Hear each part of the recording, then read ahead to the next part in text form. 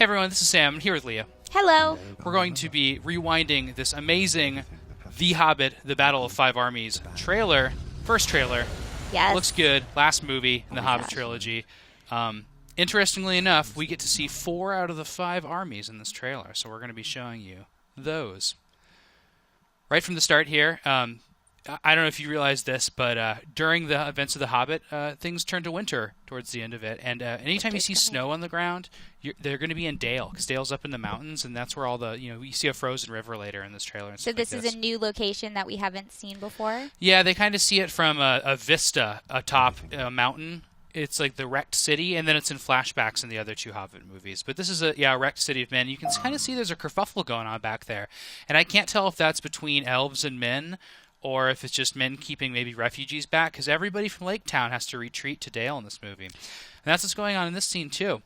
There's I love Gandalf's horse there. I think that looks really cool. Gandalf's riding through Dale while the men are working on their armor and weapons for the impending battle.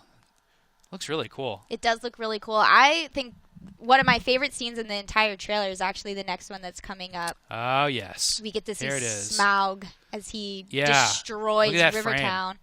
So you can see the shape of Smaug is, what we recognize now, but we didn't get to really see him fly around in an open area. He's always in a, kind of a concealed area, and I think that's kind of neat because now we get to see him in full action, just completely destroying Lake Town. It's neat here because he's blowing the fire right on the water, Indeed. But, it's spreading out into the buildings. And you can kind of get a sense of his scale.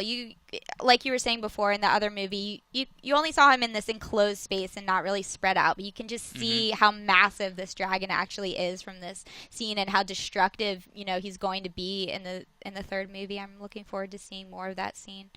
And there's his destruction right there. Right. And we should say right now, we haven't gotten into them very much, but there will be some spoilers in this trailer because, The Hobbit is an old book, and it's based on that. And if you really haven't seen or heard anything about the end of The Hobbit, then maybe wait till the movie comes out. But we're going to be talking about some spoilers in this, such as that it's shown right here. I mean, Lake Town gets completely destroyed. Yep. And the people are going to be moving and like refugee camps to Dale. And I think all these cloths hanging up here, I think they, had to kind of, maybe the bridge was burned down and they all had to swim over here. And they're just drying out everything. Yeah, I'm not sure how that destruction is going to play out, but you can clearly see that Smaug left nothing living over on the other side of the river there. And of course, Legolas and Tauriel are there in the foreground, and Evangeline Lilly and Orlando Bloom. They were not in The Hobbit originally, so they're characters we're going to be following in the movies, but are not in the So that's books. another really nice look at Lake Town. You can kind of see New Zealand, man. You can see the destruction from above. And in this scene, this is another really awesome aspect of this particular trailer. This is where Pippin starts singing the song that he sang to Denethor in Return of the King. Yeah, right when he sends off Faramir to his near death in Osgiliath, Pippin sings this song, and I believe is it somebody else singing it? I couldn't really tell. No, this is the exact same song. This is still Billy Boyd singing this song. This is the Pippin's version of, I'm not sure the name of the song exactly, but it's the same exact song. And lyrics are all shall fade, all shall pass. Yeah, it's beautiful. It's a beautiful song, very emotional song, and it fits well with this trailer, I feel like. I couldn't help noticing that for this part, this also kind of reflects Return of the King. Well, a lot of this movie is going to reflect Return of the King because it's about big battles, right? But this, I originally thought, they're taking the statue of Durin and repairing it. But I don't think they are. I think they might be loading it into a catapult or a trebuchet. Because remember in Return of the King, they use big chunks of Minas Tirith to throw on the orcs, and I love that part of it. So I'm wondering if they're using that for that. And another sort of sad look at... do you think that this is Dale as well? Yeah, so I think anytime you're going to see this wintry setting, it's Dale. I don't know why there's the statue of the lamb back there, but this is Thranduil walking through the remains of a battle. I mean, you can see there's definitely a dead elf up there in the left corner, a dead elf archer, and I believe men in the foreground. And you can tell that by their armor. And in this movie, men and elves, they do not get along. They're already not getting along with each other. Speaking of elves, they're past. Yeah. Here's Galadriel, and she looks like she's kissing Gandalf. Yeah, who looks pretty beat up. And remember, in the end of the last movie, The Desolation of Smaug, Gandalf is locked up in a cage at Dol Guldur. So he's going to have to be saved at some point in this movie. Or escape somehow. Yeah, maybe he's going to die again. Oh my gosh. No, he won't die again. Gandalf the charcoal? Yeah. So here's here are the dwarves finally, basking in the glow of their treasure. They chase Smaug out of here, right? Pretty happy about that. But the treasure turns turns dwarves into jerks. Yeah. And it's kind of like the rings effect on men or hobbits. It kind of makes them selfish and gives them. You can kind of see in his face. He's kind of looking suspiciously with shifty eyes. Love it. Shifty eyes. He's not the proud, dwarf that we've seen him in the past movies. Now he's maybe has some ulterior motives. Mm-hmm. To keep his gold. And I love this. They're in armor they found in the Lonely Mountain. Looks really cool. I mean, they're going out to battle too. And look how each armor set is completely different. And it matches their personalities. Always have to be Shine represented in how different they look because it's so hard to keep track of them. Here's our classic Legolas stare. Mm-hmm. We need one of those in every trailer at least. Yep. He's looking older. He's looking more mature, which is strange. Here's an awesome view of the elves and sort of. Yeah, so these are elf archers showing up in Dale, and they are parting ways for Bard, but we know that they're going to also be in conflict. So he's not like it doesn't look like he's going to be. Maybe in this he's like leading the attack on.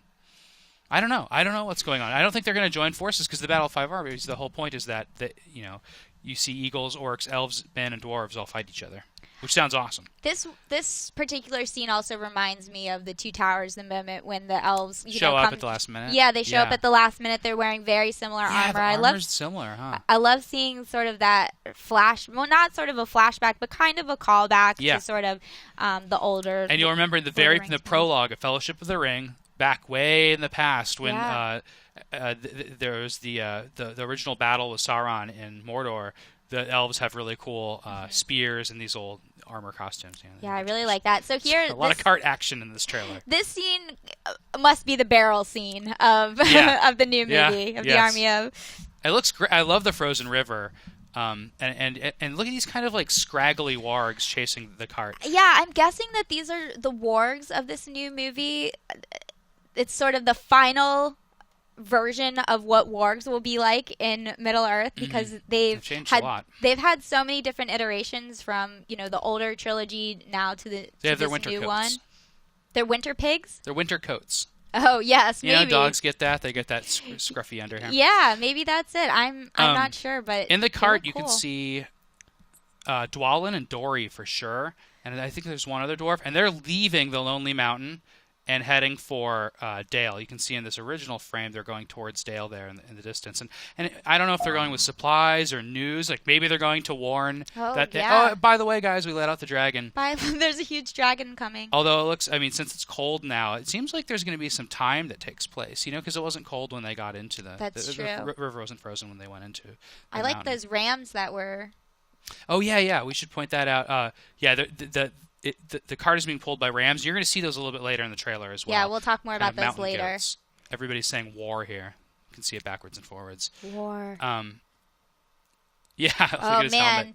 Look how awesome he looks in his armor. Yeah, kingly. But of course, he's calling for war, which is a bummer. He just wants to keep his gold. Indeed.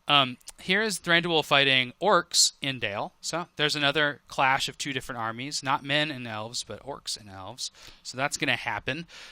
Here's more of this extreme karting that we're going to see. This must be the end of the karting extravaganza because the cart is almost in shambles at this point. Yeah, it's empty compared to how it was in the previous scene. It was all ropes together with supplies and what have you. Now, there's a series of really quick shots here, and they're all kind of just reaction shots. Oh man, look at all those orcs! Great. Yeah, that one's really excellent. The orc army showing up with the Azog, the Defiler, presiding. But this guy is not. I don't think he's with that army.